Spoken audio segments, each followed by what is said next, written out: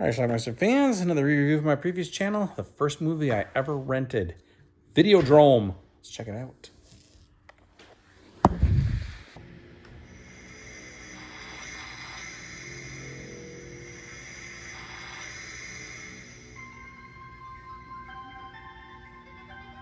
So this is James Wood. James Woods plays Max.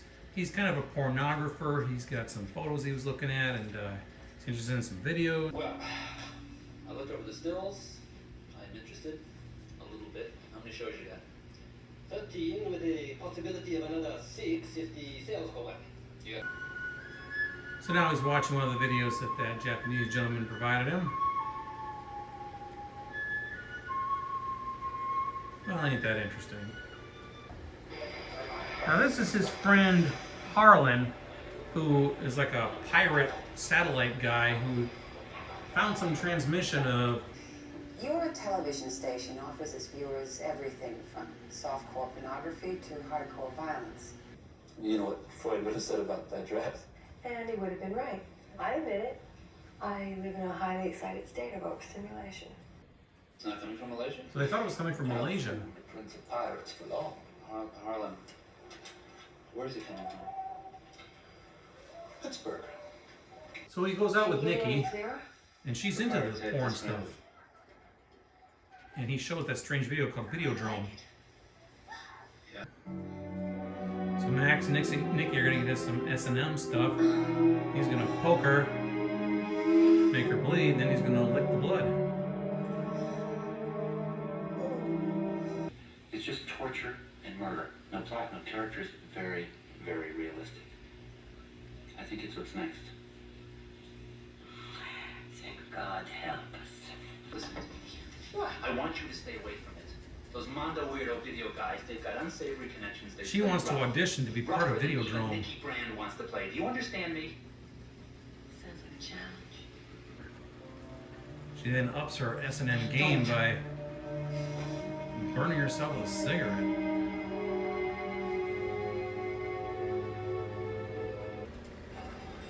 Learn something here. What you see on that show is for real. Your education. Max goes to meet Professor Oblivion, but meets his daughter Bianca instead. We won't have a conversation. Back at home, things start to get weird now as he pulls out a videotape and it breathes. Therefore, It's a tape of Oblivion. television is reality. Got an Atari 2600 on top of that television also. Max. Now it's talking directly to him. Glad you came to me. And then Oblivion gets choked to death by Nikki. I want you, Max. And then everything starts to breathe. The TV, the Atari. And Nikki's lips come out of the tube.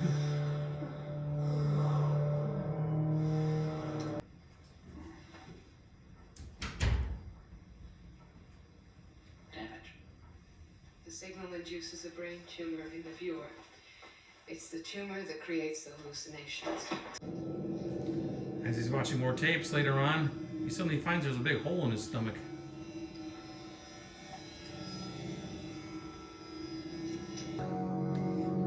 Might as well hide a gun inside of it.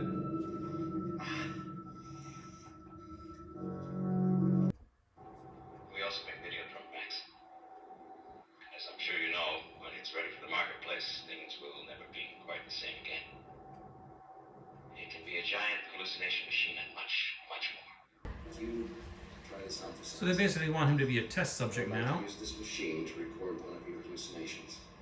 Now, then I would like to take that tape back with me to home base for analysis. Some kind of drug war. There was a dead woman in his bed. Hell, Bridie said she came by a couple of days ago. Did you take Videodrome last night? I was playing you tapes, Max. Pre-recorded cassettes. Videodrome has never been transmitted on an open broadcast circuit. Not yet. We're going to start with channel 83, Max.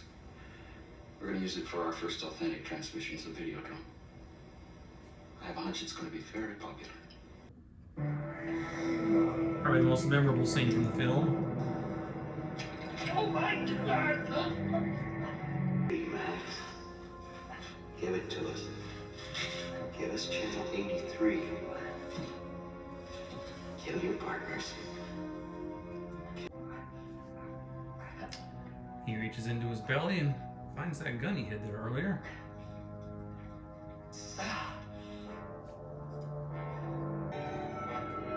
And the gun starts to grow and fuse itself to his hand and arm. Some light, an interesting problem. Max listens. Don't. A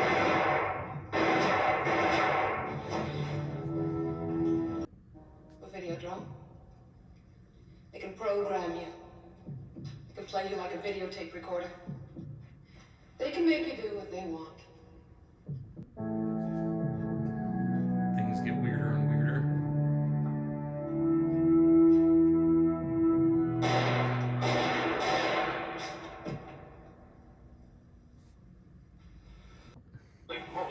Moments later, Max is okay, but he's wanted for killing a couple of people now. President of Pacific TV Corporation is being sought in connection with the shooting deaths of 2 executives. Carlin's gonna go for the tape in his belly. That's something I want to play for you. Things don't quite work out for Arnold though.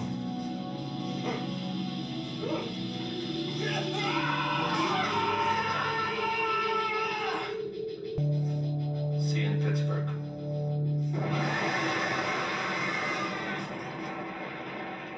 Got one more person to kill.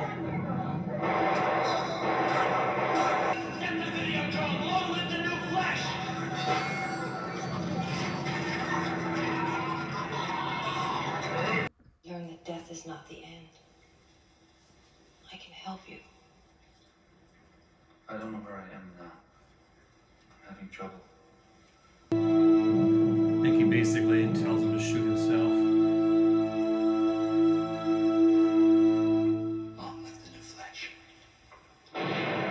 All right, let's talk about this movie, Videodrome. David Cronenberg's Videodrome. A little bit of background story on this one, at least how it pertains to me.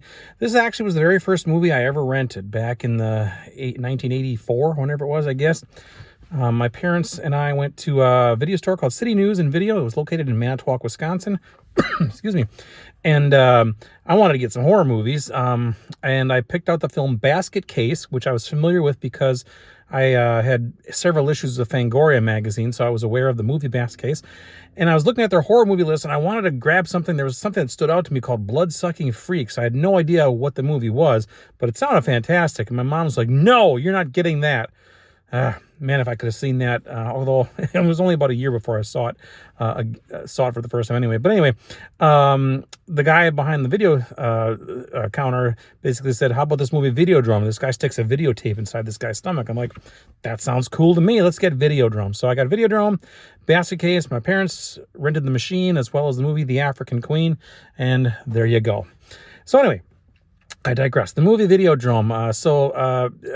James Woods plays this guy named Max, and he's involved in pornography, I guess you could say. Maybe I don't want to call it hardcore, but soft. I don't know what it is exactly, but it's like torture porn. He sees these weird videos and he markets them torture porn again. And he has this friend who picks up this signal, which he thinks might be coming from Malaysia, and he's like, "Oh, this is really good." It's a woman getting like whipped up against this clay wall or something. I don't know. And it's called Videodrome, so he wants to try to track it down. The next day, his friend tells him that it was actually broadcast from Pittsburgh. So interesting. So he's also Max also appears on this TV talk show talking about pornography and the evils of pornography, that sort of stuff. And he meets Debbie Harry, who plays, I think her name was Nikki in this movie. She's on the panel too, and he asks her out, and then she asked, "Do you have any porno to watch?" This and that. She said this excites her, turns her on. So they start watching some of this stuff. And next thing you know, they get involved in some like a little bit of torture play in themselves and their own lovemaking with piercings and getting blood and drinking blood and that sort of thing. And this Videodrome thing pops up, and she decides she wants to be a part of this. So she goes to Pittsburgh to try to make her own Videodrome videotape. Man, this plot's all over. Max finds this guy named Mr. Oblivion, finds his daughter. Oblivion, I guess he started Videodrome. I'm not sure. There's another guy named Convex who started Videodrome. He starts hallucinating. He sees images of Nikki on his television, and she starts to talk, and the television screen pops out, and he kisses it. He gets lost inside of it. Next thing you know, at one point, he's taking a gun and scratching his belly with it, and then his belly opens up, and he puts the gun inside of his belly. And then it turns out his friend, I think his name was Harlan, the one who found the signal originally. It turns out this Videodrome thing is designed to basically try to implant tumors into perverts, I guess, to eliminate them. Anybody who gets a charge out of watching, shit like this. And his friend Harlan never actually watched it. So now James Woods has been watching it, and he's starting to hallucinate, and he's just a big mess. And then his friend Harlan takes a videotape, and sticks it in James Woods' stomach. James Woods... Max hears from Nikki, and then turns out she got killed during the making of her Videodrome videotape. And then, but he his mind gets warped, and he's basically sent out to kill the people who started Videodrome, and he does that, and he screams, "Long live the new flesh." At the end of the movie, he shoots himself in the head after saying, "Long live the new flesh." And man, I don't even know how to describe this fucking film. It's just all over the place and just weird. But that's a David Cronenberg film for you. Now, did I actually like the movie? I think so. I think I did like it, but just because of the weird images and some decent gore. The whole thing about getting the thing just shoved inside your stomach was kind of cool. And then when his hand comes out later on, because he has to pull this gun out later on, it's like all fleshy and part of his hand, his arm. There's some good gore when he shoots that guy on the stage at the end. His I don't know, he's just a mess. all his insides come out, and it doesn't seem like he's human. I don't know, it's just a strange film. I don't know quite how to describe this, but it was kind of enjoyable, and again, for me, it's extremely nostalgic, so we'll just leave it at that. Now, Videodrome, I think, is pretty popular, probably because people really like David Cronenberg. It is available on a Blu-ray. I've had this DVD for 20 years or so, long time, and again, very nostalgic for me. First movie I ever rented along with Basket Case, so there you go. It's Videodrome. Check it out. Leave some comments on what you think about it. It's Videodrome. Watch it. Bye.